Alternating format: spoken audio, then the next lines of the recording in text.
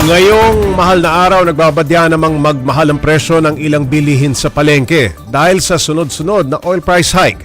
Para bigyan ng mukha ang balita, live mula sa Mega Q-Mart sa Quezon City si Mobile Journal Fatima Baduria. Fatima, marami na bang namamalengke ngayon?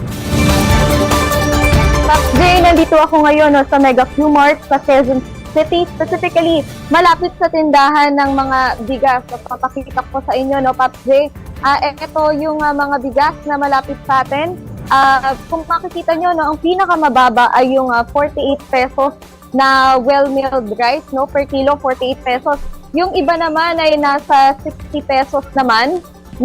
Pero ito ay imported na, yung 58 pesos din ay local. So yan yung mga price range ng bigas ngayon at actually ay pasok yan doon sa price range na itinatala ng Department of Agriculture doon sa isinasagawa nilang bantay presyo sa mga palengke araw-araw. So pasok yung mga presyohan dito at hindi pa nga nagtataas yung mga bilihin, yung presyo ng mga bilihin dito sa Mega Q-Mart sa ngayon. Pero inaasahan daw na tataas yung presyo ng mga isda.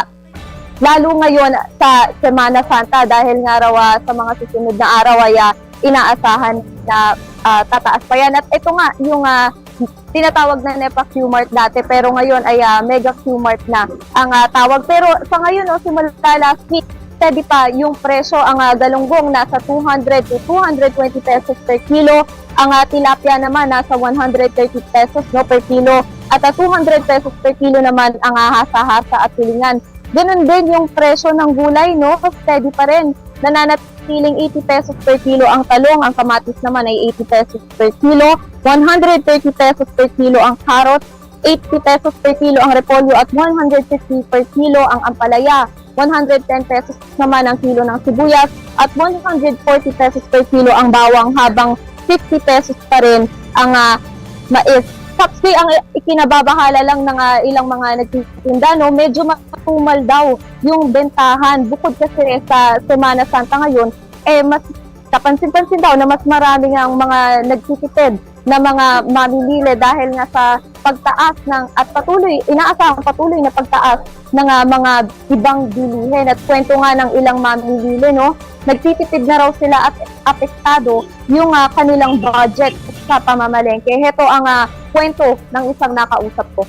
Ayun lang nga.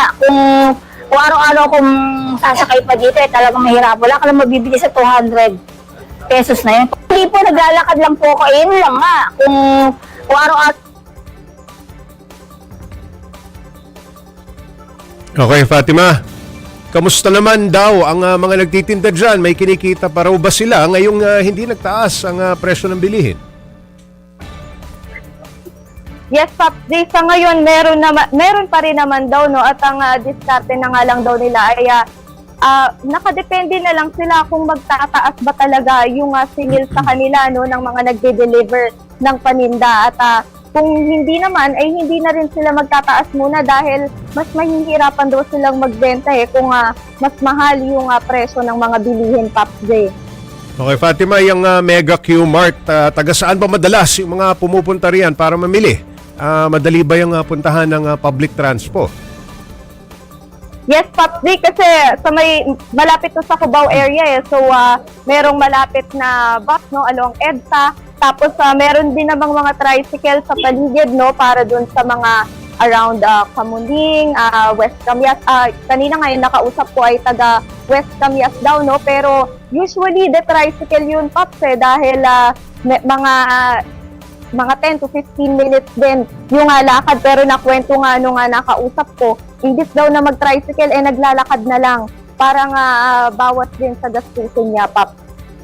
Alright, maraming salamat, Mobile Journal Fatima Baduria.